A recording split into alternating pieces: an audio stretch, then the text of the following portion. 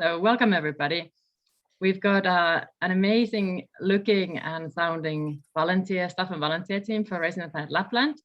This is, we tallied this morning, it's our 69th race actually, Racing the Planet race.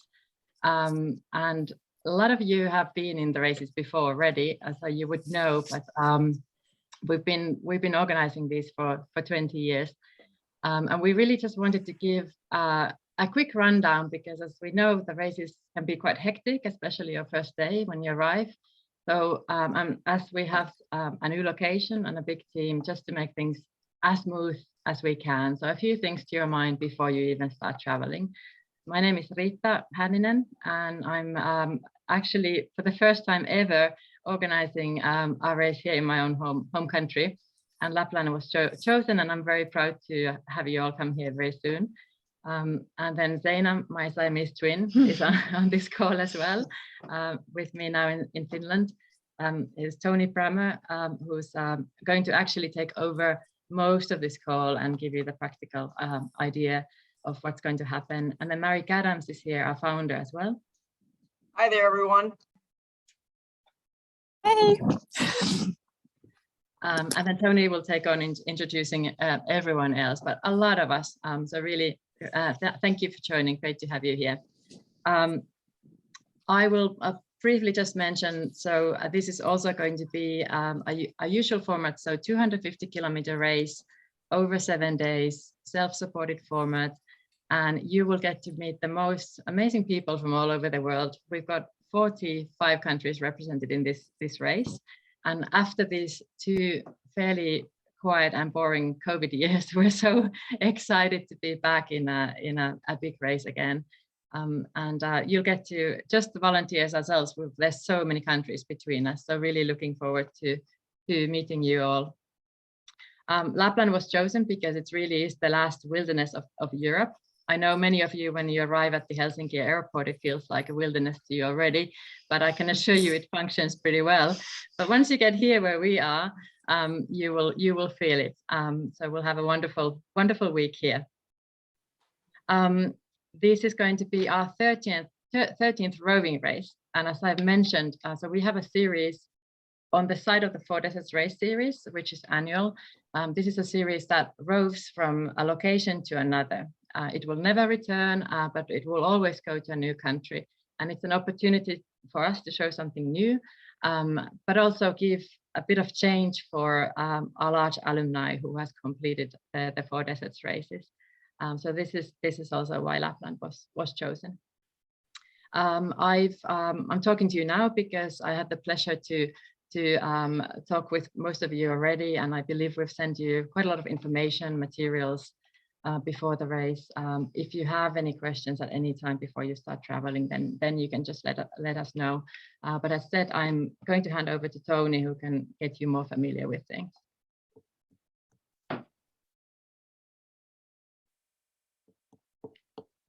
Hi, everybody. Hi, Tony. Let me just get the, I'm not controlling the mouse, by the way. I'm not allowed to do that. It's above my pay grade. So, as Rita said, welcome to Lapland 2022. What we're going to go through today is a few introductions about who the management team are, so you know who to complain to when you've got a problem. We're going to tell you where you're going to go, when you've got to get there, what you need to bring, what the schedule's generally going to be for the first few days, what you will be doing, and when you will know what you will be doing. So hopefully by the end of this week, we'll be able to tell you what we'll be doing for the first 3 days. Okay. If you've got any questions at any time, then just unmute yourself and ask a question. We have got question and answers at the end. But if it's some burning issue that you don't want to wait till the end, then just shout out. I don't mind answering questions, or Rita or Zeina will jump in as well. Okay, next slide, Zeina.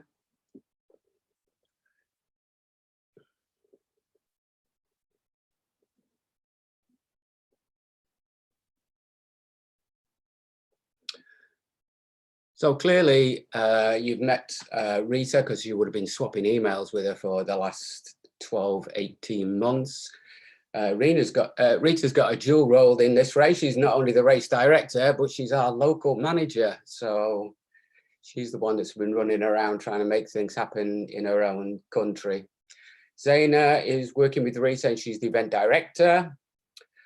Avi is the medical director and he has a team of doctors working for him. Carlos is the course director. So Carlos is responsible for laying the course, marking the course and making sure everybody gets from A to B each day. We have Hernan Garcia, who's the camp manager. Hernan looks after everything that goes on in camp, taking the camp down, putting the camp up, making sure the camp works properly. I'm responsible as a volunteer manager, so my job is to make sure that you're all happy. If you're not happy, then come and tell me and I'll make sure it changes. We also have on with us today Tash Fanshawe. Tash is going to be one of the checkpoint captains. So Tash will be probably at checkpoint 2 and her job is to make sure that everything works at checkpoint 2. Big responsibility. Next slide. So I'm just about to mutilate the Finnish language by telling you where you've got to go.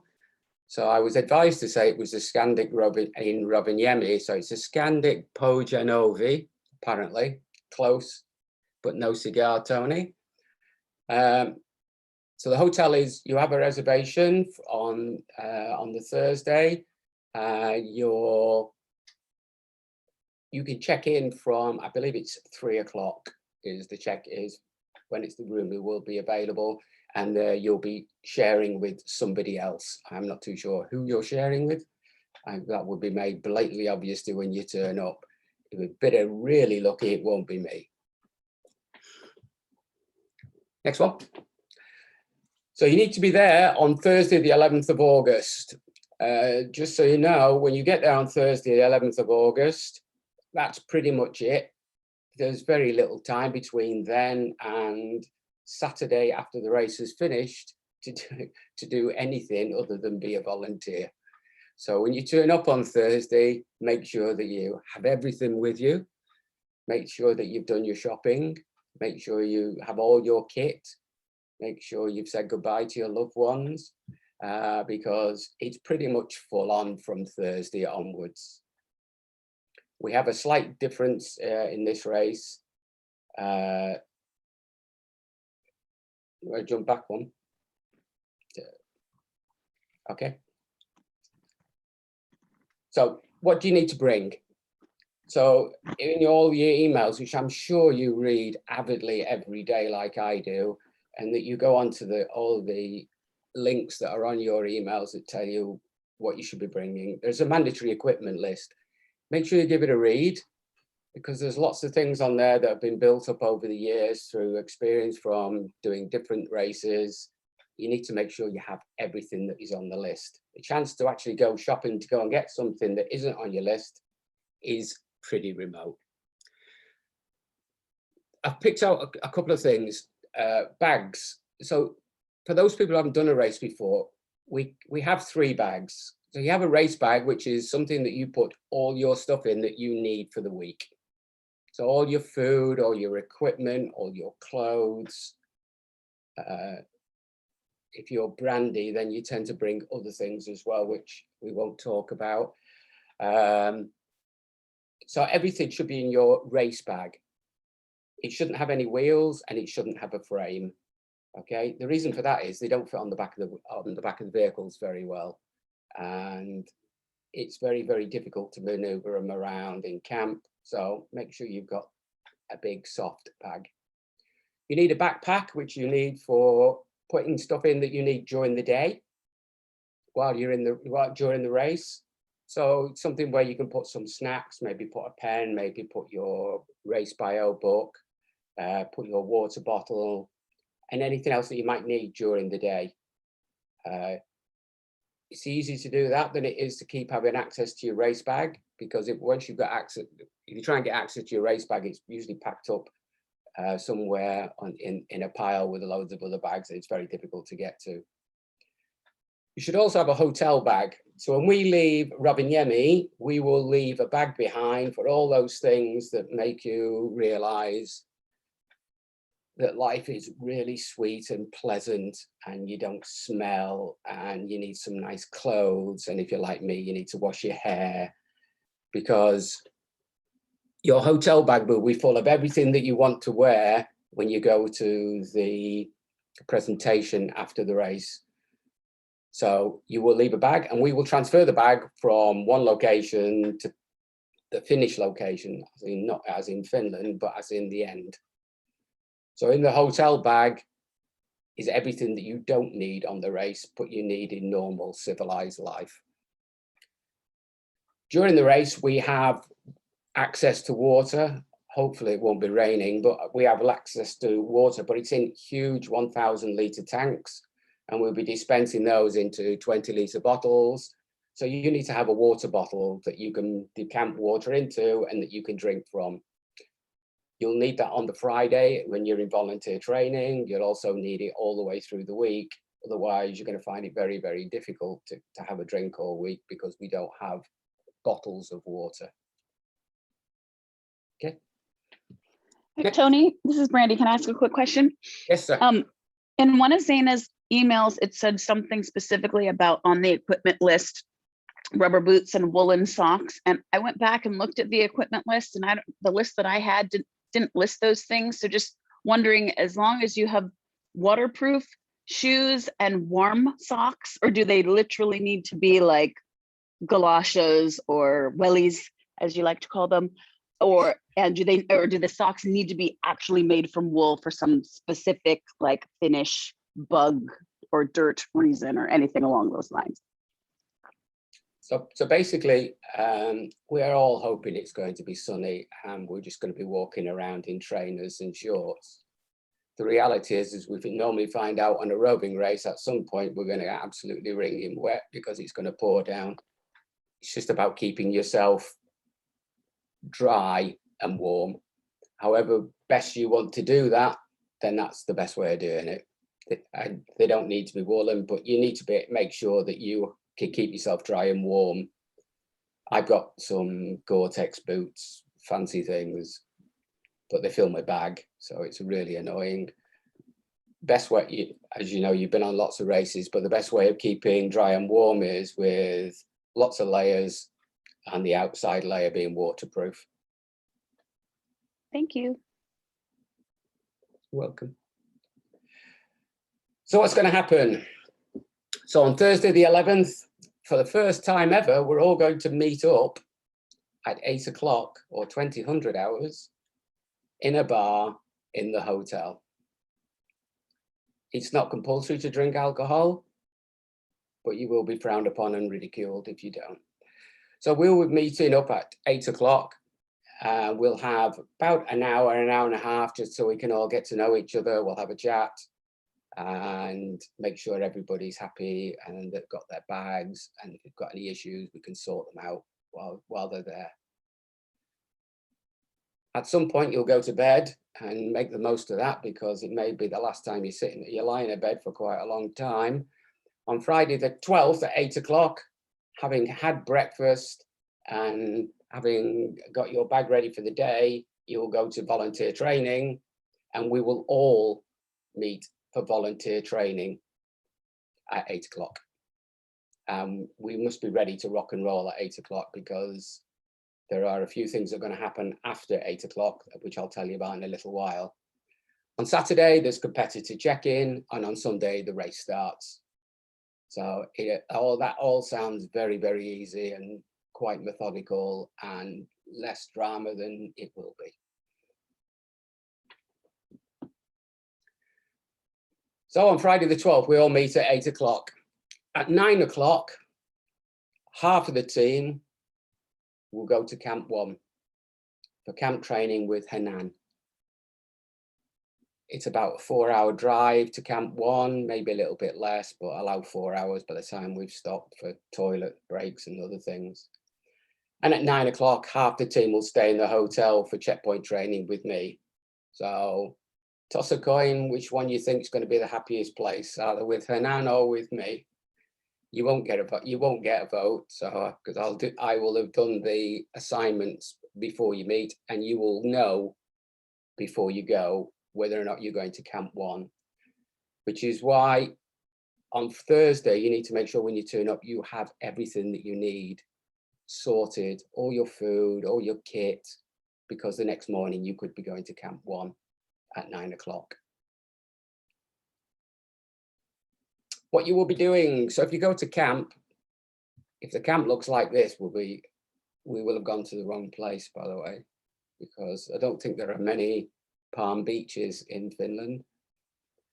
So if you're going to camp, the camp volunteers, basically you set up camp, we provide hot water and water for competitors and for volunteers and staff. We have campfires to light, we have fires all the way around the campsite. We have to maintain a clean and tidy campsite. At the end of the day, in the next morning, we have to take the camp down and you have to load the vehicles. And then it's wash, rinse and repeat, basically, which is the same at a checkpoint. You've got vehicles to load. We have to set up checkpoints. We have to provide support to competitors, which includes water, not hot water, but just water. And there's also sweeping. You should have read Zaina's email about sweeping.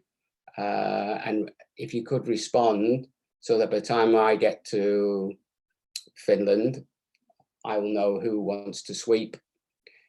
If you've got any doubts about sweeping, then keep your options open. It's a wonderful, wonderful occupation.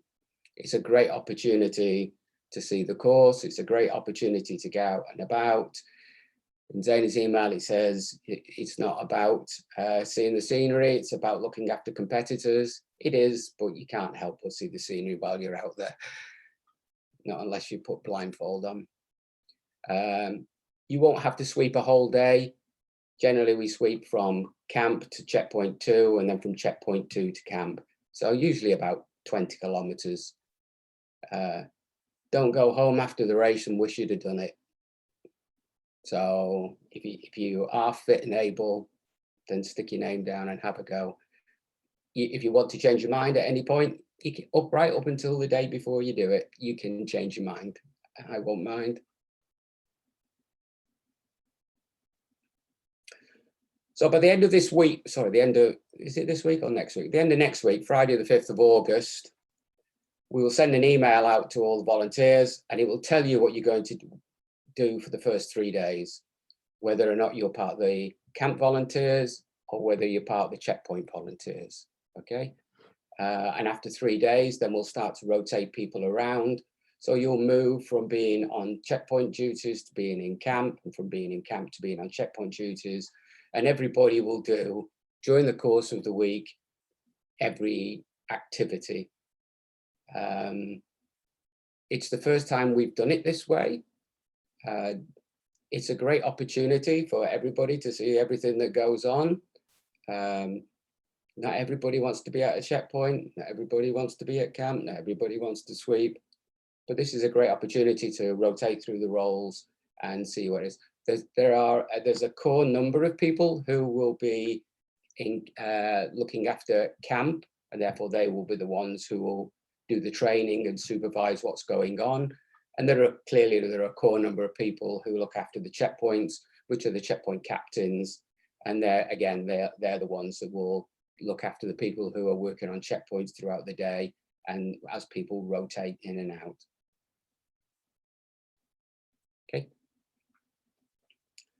Key point for us is before you come, please make sure you've filled out all your questionnaires and all your forms. It makes it so much easier when we get there to know that we know everything about you medically, so that if anything goes wrong, we know how to look after you. Brandy and the doctors, it makes looking after people that much easier when they know the background. There are staff rules, obviously, we all have to behave in a certain way. I must try and read them myself one day.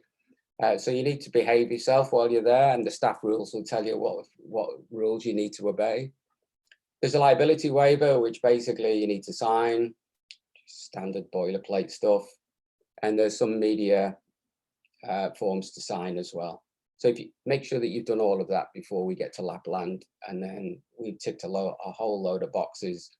We used to do a lot of those things when we got to volunteer training, and it used to take an hour just to go through those things. So it's nice to get them ticked off and out of the way before we start.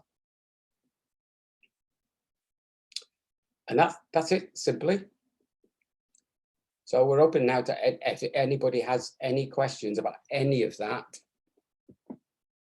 And don't think you have a daft question, because if you ask a question, I can guarantee that somebody will say, thank God somebody else asked that question. Tomek. I've got a question concerning vaccination. I found the information that we should be fully vaccinated against COVID. And is it still expected from us? Yes, still expected that everybody's vaccinated. You would have noticed that we've changed the rule regarding the COVID test, that you just need to do your own antigen test now, and just to show us the result. But otherwise, everything is as before. Is there any requirement how many doses of vaccination should I have taken? Because I've taken 2 of them, but more than half a year ago, so my password, my passport is not valid anymore. So should I take a 3rd one? If you can just make them updated, that would be good. If you have questions, we can talk more on emails and also verify with Dr. Avi. But yeah, full vaccinations, please. Right. Should we bring COVID tests? Yeah, so that is something that we just recently changed, and I will be sending out another update, but we'll require you to bring 3 rapid antigen tests with you. So just the home kits that I think most of you have available in your home country. And one of those you will use to test yourself before you go to the first campsite. And then the other 2 you keep with you in case we may need to use it during the race.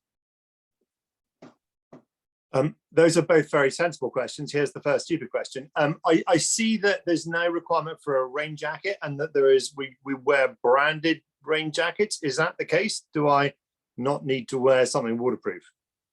Or do I not need to bring something waterproof? You need to bring something waterproof, Mark. The chances that we're going to spend a week in Finland without any rain is pretty remote, I would guess. I was rather hoping that we were going to be provided really natty branded RTP raincoats to wear, but clearly I misread that one. There is a blue windbreaker, but not waterproof. Right, cool. Tony, I have one more question concerning the slide about the functions, tasks that would be published by the 5th of August. I did not understand everything. So basically, there's one team of volunteers, and the team will be split into 2. There'll be camp volunteers and checkpoint volunteers. Okay, and during the course of the week, you will rotate between those duties. But what I will do is I will tell you before the end of this next week on the 5th where you will first be going. So you decide and send us your feedback. Yes. And Right. then you will get it so that you know, for instance, if you're going to camp training first, then you'll be leaving at 9 o'clock on Friday morning. Mhm. We think it's important that you should know that before you turn up on Thursday night, that next morning you're going to be leaving the hotel early. So then I have a question to Rita, because a few weeks ago you informed me that perhaps I would be on the course team. So if I'm on a course team, I'm not in the camp or checkpoint team. Yeah, again, nothing's changed on that. So you'll be more focused on the course, but then you will finish at checkpoints. So yeah, there is, like Tony mentioned, there's a few of you who have a role. So it may be just at camp, it may be just at checkpoints. Right. But for everyone else, generally we have the rota going on, and it's just that this location is slightly different. Every location is different, but we just try to make the best jobs and best fits so that it fits the race and makes it very smooth. No further questions. Thank you. I have a quick question about the race bag. So I'm gonna mess up the conversion. 30 pounds. 30 pounds was what you said that the race bag should be. Is that where we should put our COVID tests, or can those go in the hotel bag? Do we need to have them on us at all times? So you're better off keeping your COVID test with you just in case you feel ill during the week, and then at least you can do a test. But your race bag should have everything you need from when you leave the hotel to when you get back. Your hotel bag is basically your civilian clothes. Got things like shampoo and soap. And the race bag has a weight limit. Give or take, right? Give or take. I mean, you know, nobody's going to weigh your bag. At least the ball. Someone said they were going to. So. Okay. Yeah, nobody's going to weigh your bag. I hope they don't weigh mine. I've got like 29 pounds worth of chocolate in mine. So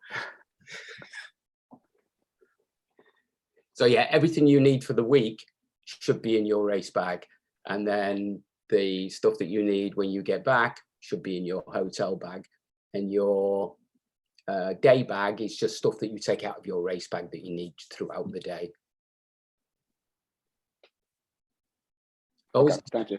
Always sounds a little bit complicated, but when you've been there a day, it's like, I'm not even sure why I asked the question, because it's not complicated at all once you've done it for one day. Does everybody else understand about the bags?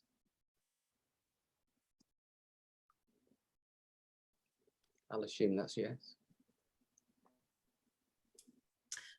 Going back to COVID, there's no requirement to bring masks, or is there? Rita? There's still the requirement to bring masks. I think it's been on the equipment list. If not, we should add it there. But yes, so with all this COVID, just to say that we are getting over it, thank goodness, after all this time, and things are definitely relaxing, and they are quite relaxed in Finland as well. And it's a very COVID safe place because pretty much all you see is yourselves and the reindeer. But we want to be also still very careful, because it is a race with a lot of people, and because there's a lot of you who will travel after the race to the countries where it can also be very strict. So we don't want to complicate things. So this is also a note to all of our Finnish participants here who may wonder what is all about this, about the COVID test. But we just want to be generally very cautious still. So therefore, the requirement to bring 3 antigen tests and have masks at times where we may make it a requirement. So this could be in vehicles or in where we check the gear for everybody, where we have more people together, but generally on the course, not. Thank you. And also, anyone who's recently flown into Finland, what's it like? Are they strict? Are they checking any passports, like COVID passport things, or is there anything we need to know? No, I wasn't, my vaccination wasn't checked to get into Finland. And actually, I don't think anyone was even wearing a mask in the airport, which was kind of strange coming from Asia. So I think I was probably the only one with a mask on. Wow, cool, thank you. Can I just introduce Hernan Garcia, who you can see has joined us. Hernan is my counterpart who looks after the camp volunteers. Want to say hello, Hernan? I have to figure out how to make this work. You just did? Yeah, I am not Tony's counterpart, by the way. I have nothing to do with him. I don't know him. I don't understand when he talks, so no similarities, please. And yeah, Tash, it's very easy to come into Finland. I'm here already, so easy, no problem. Even I could come in, so that makes it a lot better, right? So yeah, nice meeting everybody, and looking forward to spending some time with you, starting sometime on Friday-ish after 1 o'clock. This is really annoying because he's on an echo. I hope you heard me. Yeah, we did. Thank you. I had a question actually about the water bottle. I think it said for the sweeper, you should bring 3 liters of water out onto the course. Would you recommend bringing a Camelback type water? Okay. Ladder? Yeah. So the the equipment that the sweepers carry includes 3 litres of water, which we provide. You don't need a camel bag to do that. But you'd be able to 1.5 litres of water, carry 1.5 litres of water for 10K, plus 3 litres should you have to help somebody on the way and give them a top up of water.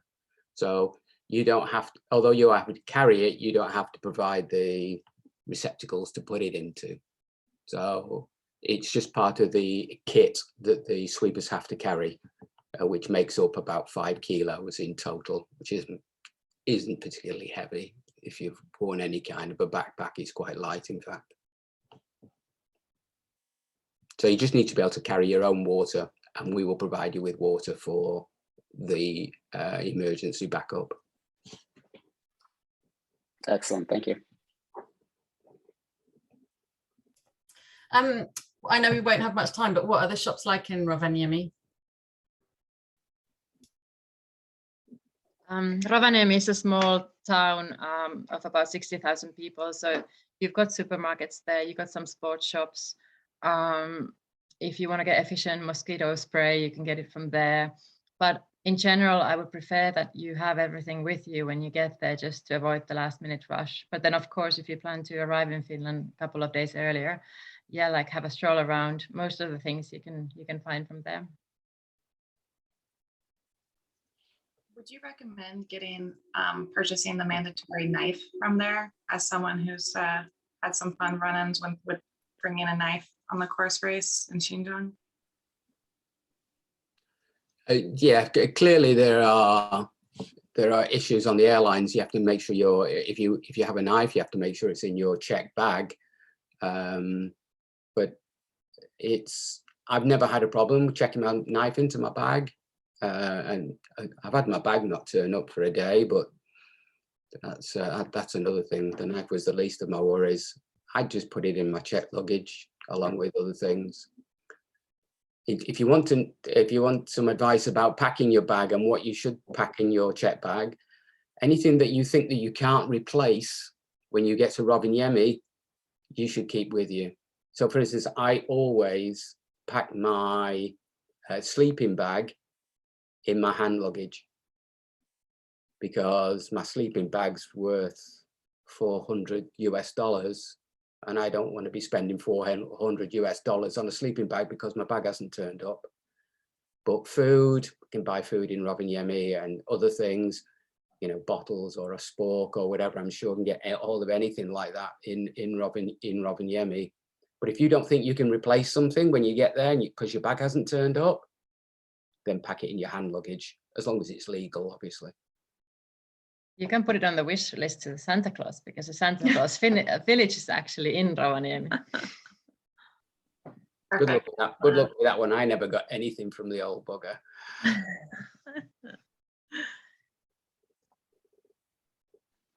You got Bev from the old bugger, Tony. At least you got one good thing.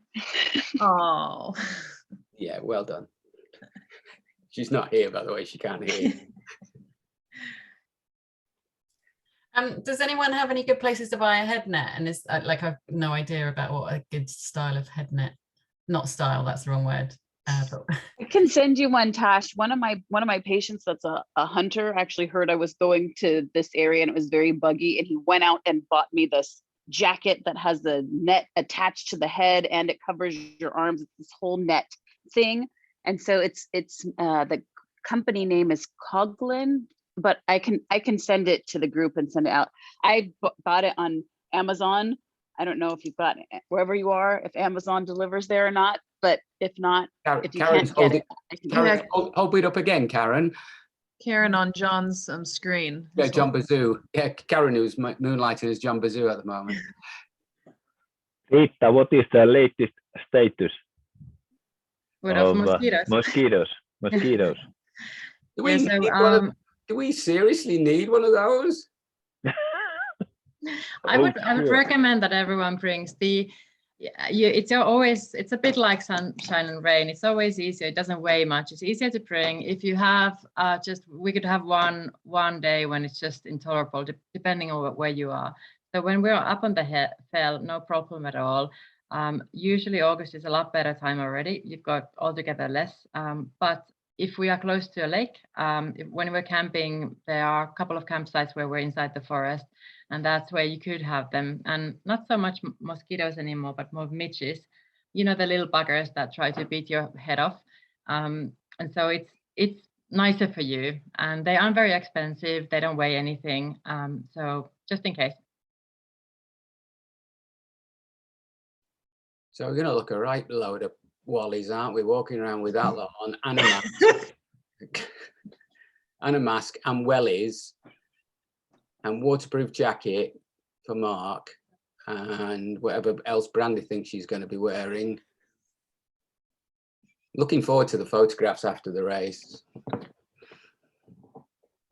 Let's hope we can keep them in the bags and not wear them, but just in case. Has anybody got any other burning questions? Now's the time.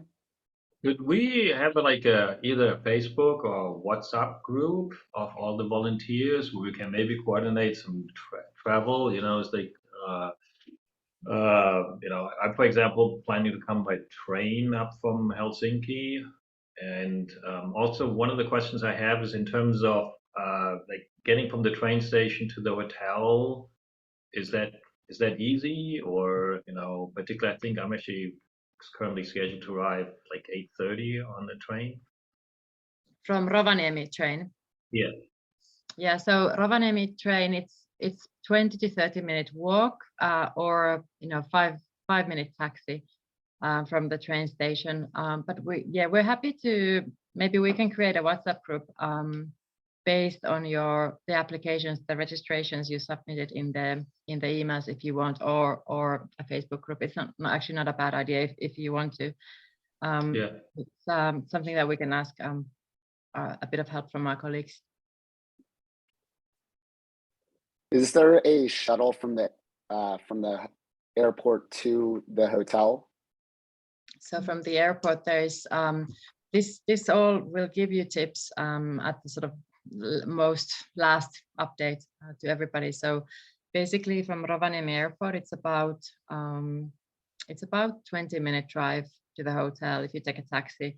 There is a taxi company. We'll share the details. You can book like a larger taxi with them, and as long as they get full, it's only about 10 euros then to the hotel. Finland's quite famous for taxis being expensive, but as long as there's more, it's not so much at all. So that's also pretty easy to come to the hotel, not a long drive. Rita, what about Pohjanhovi? Don't they have a shuttle service? They don't at this time of the year, actually. So okay, yeah, we'll coordinate. Yeah. And then on the way back from Levi, so when the race will finish, we you probably saw already, we organized a shuttle bus. So also you just if you haven't let us know, you need to let us know if you'd like to take that shuttle back, and then we'll make sure there's enough bus space for everybody if you're going to Rovaniemi. There is a link for the shuttle bus in the email that Zaina sent out about the volunteer, about this Zoom call, in fact. So there's a link on there. It's the same one that you would answer about whether or not you wanted to sweep. I don't think you'll want to sweep, Tomek, because you'll be doing enough of that on your own with some pink flags. So as a driver, as I understood, we will get the cars that are not our own. We'll get them from around Levi, from close to there. And when everything finishes up near Levi, we'll probably return the cars there. So I assume we have to register for the shuttle to Rovaniemi. Yeah, if you need. And actually, so we've got a few of you, great that you could make for this call as well. So we've got about 10 guys who are specialized into driving, Finnish guys. But also what's great is that you've also mentioned that you like to help at checkpoints as well, wherever you are. So basically, welcome to the volunteer team. I will send you specifically, just because the job and the logistics are slightly different. I'll send you still some email reminders, and we have our WhatsApp group as well. But yes, so we'll in the same way, we'll help your way back after the race, and you can have of course, book a shuttle too. Got it. Thanks.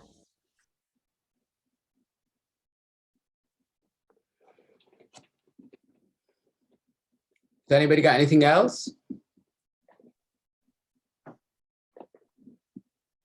Maybe I'll say, I meant just a reminder about the gear. So what we are giving you, so as Tony mentioned, there's a windbreaker jacket, a blue one. It's water resistant, but not quite waterproof. And then we'll give you a t-shirt and a blue one as well, and a black cap. And that's kind of the official race gear that we'll ask you to wear. And it does get a big cross over the week, but it's, you know, what we're used to anyway. It's just easier for the racers, they know who you are. But because the weather here in Lapland, it changes like 10 times a day, it's actually quite practical that you may want to bring like a long, thin, long sleeve shirt that you can wear under and then put the t-shirt on. So that's great for the weather when it's like changes a little bit. And then of course, if you have something warm, a fleece or a woolly shirt that you can also wear underneath the windbreaker if it gets more cold. So layering, as Tony said, is very good. I get asked a lot of questions every time. Why don't we give you 2 t-shirts? And the reason we don't give you 2 t-shirts is you just end up with 2 smelly t-shirts. So you might as well just end up with 1 smelly t-shirt. It's a lot easier when you get back. You'll get used to the smell. It's not the others that offend you. It tends to be yourself. Nobody cares. Everybody smells the same. I've actually done some races where I actually put more clothes on to go to bed and then take them off when I get up. So there are a few people who wash with wet wipes. You can if you want. You're just moving the muck around. I don't believe that, Tony. I'm the freshest doctor in camp with all my wet wipes that I have. Then my next question just specifically for Tony is, what shade of blue are the jackets and the shirts, just in case I want to coordinate my other clothing? Just in case. I wouldn't know that because it's above my pay grade. So Rita's going to send me a picture, but then she declined to do so. So I think anything, you could wear a bin bag and look good. I wouldn't worry about it.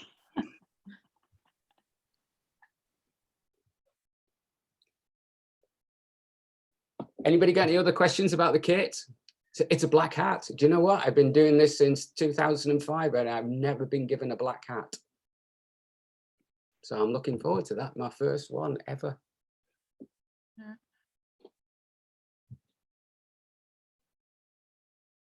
No more questions? Clearly, it's not the end. You can email Rita with dozens of questions afterwards, and that means actually it should be me that you email with the questions. Oh, that's good to know, isn't it? So Rita has already adopted the role of being the local manager already, and delegated all the work to Zaina. Well, we'll send the final reminders out to all of you, and hopefully you'll have anything that's sort of left. And then if you still have questions, which is a good thing, then just let us know. Can I just say, it looks like Cindy actually stopped her walk, but fell over in the grass. I'm glad you like it. You need to mow the lawn. Nice to see you again, Janka. Oh, I have a general question about like cell phone and reception generally in Finland and around. Can you speak to that? It's generally pretty good on the course. Even here, there are some patchy areas from some sections. You are allowed to use your phones and you are allowed to charge them also during the race, but our event equipment always goes first. So just remember that if you want to use your phones for taking photos, for instance, it makes sense to sometimes put the airplane mode on, so you'll save the battery. But yes, you can of course bring, and this is what's different. The rule is different for the racers.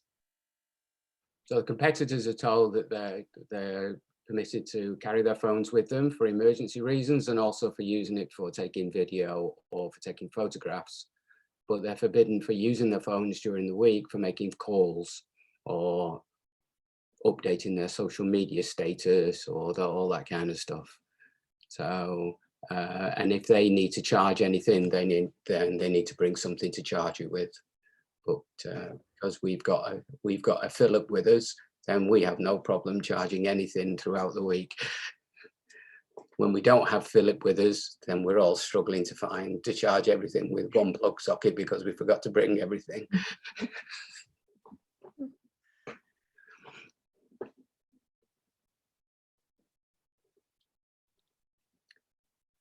Any more questions? Okay, when you get there on Thursday and we meet up and have a drink, and then it'll all kick off on Friday morning, and it'll be good fun, and it'll all start to make sense by the time Sunday comes around. By the time comes Monday, then you'll be an experienced volunteer, either putting tents up or putting checkpoints up, one or the other. Hi, I have a question. It's more for Rita. I'm on the driver team. Hi, and Bogdan. so we were supposed to come in on Friday, and so we're gonna miss the whole volunteer training. So like, has this changed? Is it still okay if we come on Friday?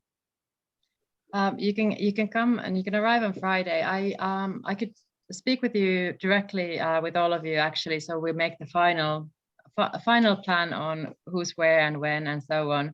But I can see that you're dressed up already as a driver, which is excellent. Yeah. So yeah, we'll have a little brief with the whole driving team all together then. I just wanted to have you here also, and thanks for joining, so that you get the sort of idea of what's happening on overall in the whole volunteer team. But there are some specifics to the drivers, it's a bit different. So we'll have a discussion separately on that. All right, that's great. Thank you. Thank you.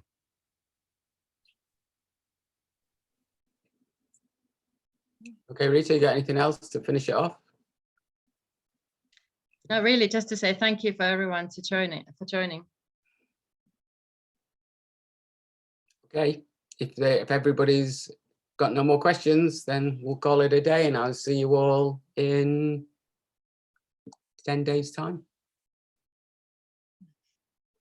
Bye, everybody. Bye. Bye. Bye. Thanks. Bye.